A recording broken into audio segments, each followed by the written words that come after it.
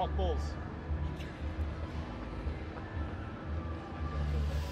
Good evening, everybody. It's Friday night here in the Abu Dhabi paddock, and you can hear the loud music. It's a real party atmosphere, and you're going to recognise this man here, Daniel Ricciardo. Thanks for joining us. No worries. Thanks for having me. Oh, it's good. Good day today for you, actually. Third It's all right. Yeah, it was a good day. Yeah, relatively. Obviously, relatively. I think our low fuel runs are pretty good. Long runs could be better, but I'll eventually go through those doors and do some work with the engineer and try and sort it out. Okay, so the engineering office is in there. Now, there's a lot of love for Daniel out there, so please get your questions in. I'm going to read some right now. I had a lot of love for Romain Grosjean as well today. yeah, you did. I saw him in the drivers' meeting. What did you say? We're good. Yeah, we assumed you were saying you're the number one. I'm your number one fan. Yeah. But no, we're good. Did not reproduce the gesture. He didn't get the message from his engineer, so. But it's all good. So I apologise if I offended any kids. Actually, no, I don't. I don't apologise. But no, we're sweet. There's no beef. Good. Well, look. Come on then. Here are the questions. Look, a lot of people. Last race of the year. What are you going to be doing with your downtime in the off season? Once it all settles, so unfortunately we don't fly out of here Sunday night and go on holiday. We still got 2 weeks pretty much of events, sponsor stuff, simulator. We test here actually. I'm testing here on Tuesday, so we've still got a bit going on, but then eventually once it's all done, I'll go back home to Australia and leave my phone in a cupboard or a drawer somewhere for probably 4 weeks and just escape and just spend time with family and friends. A few friends have like farms and stuff, so get out of the city and just escape. Literally, just enjoy some downtime. Ride bikes, like ride dirt bikes, go on mates' boats, fishing, just do outdoor things. And obviously we've got summer, so it's nice outdoor weather. Are you going to take in the Test match at Perth? Quite an important cricket series going on. I've never ever been to a cricket game, and I love cricket, but I've never been, so maybe I'll break that little drought. Actually, Australia needs you, Daniel, more than ever. It's been a rough couple of weeks after the rugby last weekend. Didn't go so well, and you're going to lose the Ashes, clearly. Yep. You're going to lose your front teeth in a minute. Now, actually, there is a question that's come in. This is relevant. It's almost as if you're reading the questions. What is it about you, Daniel, and the UFC? Oh, I love it. Even, growing up, I was a fan of, I did a little, when I say I did a little, I never fought, but I did some boxing for fitness, for training. A few of my friends fought professionally as juniors, I guess. And I was always just fascinated with, I guess, combat sports, and more because it scares me, but it's raw. Like, it's as real as any head-to-head competition can get, And once I got into, brutal, yeah. I think once you can see past, let's call it the blood, if you will. There's a lot of technique. There's a lot of mind games. It's fascinating. And I got into the UFC. I think 2011 was kind of the first time I saw it, and I was hooked. It took me a while to kind of get over the more heavy part of it, but I'm just fascinated by it. I love it, and the art of it as well, as opposed to just the more violent side. Have you actually tried it? I've never fought. I've sparred once against my friend who was a lot better than me at the time, and my nose looked twice as big as it does now, so you can imagine. But I've done a bit of Brazilian Jiu-Jitsu just to see what it's like. So yeah, I could choke a few guys on the grid out if I had to. Romain Grosjean, watch out. It's squashed, it's all right. You're all right, Romain. Just don't do it again. Now look, there's a load of questions coming in about your relationship with Max. We're actually not dating anymore. So when did that all go wrong? Was it in Hungary this year? Yeah, Budapest. Yeah, we were going sweet, and we'd planned a nice dinner that night, but I ended up flying out. I was pretty angry. So we've seen your communication today with Romain Grosjean. How did it go after the Hungarian Grand Prix? Just to remind you guys at home that Max crashed into Daniel on the opening lap, and it all, wasn't pretty, was it? I did the same thing I did to Romain as I did back then, but no. Look, heat of the moment, of course, you're going to, not things that you regret, it's just a little simple gesture of frustration, but look, what needed to happen happened after Budapest. It wasn't about me going up to him after the race and grabbing him by the throat. It was about he needed to come up to me and apologise. You know, he was, in my eyes, and I think everyone's eyes, 100% in the wrong. It was his mistake. So he came up to me, away from cameras, away from the team, one-on-one, apologised, admitted his mistake, and I was fine with that because, you know, I was obviously frustrated, but we make mistakes, and he went about it the right way, so I respected him for that. No temptation to choke him? Yeah, I did. Pre-apology, I did. In my eyes, I was like, if he doesn't apologise, then he's going to sleep.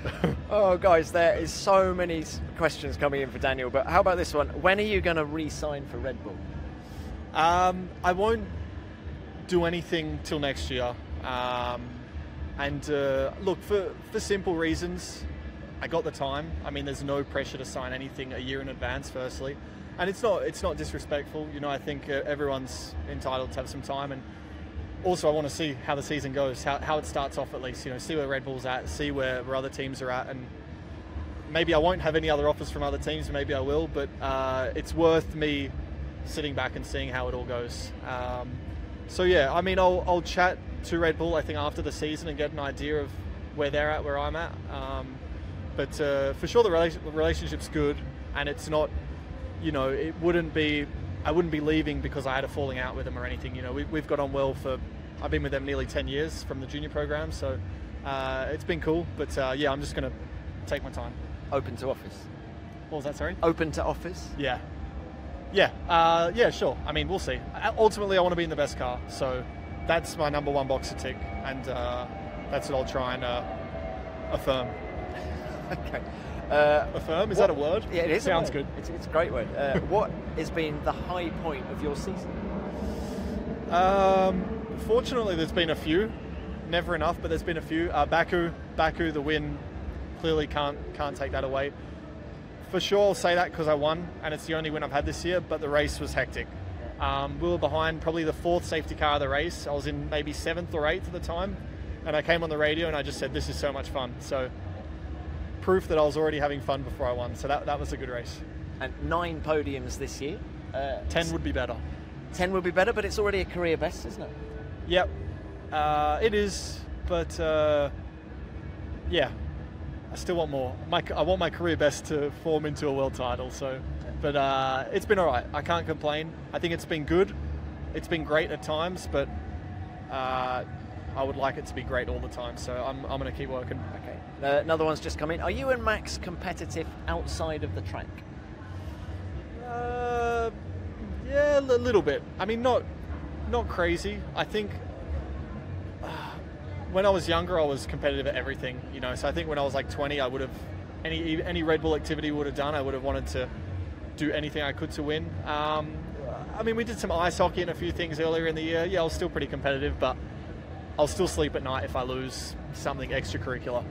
Do you think you learn off each other? What have you learnt off him? What's he learnt off you?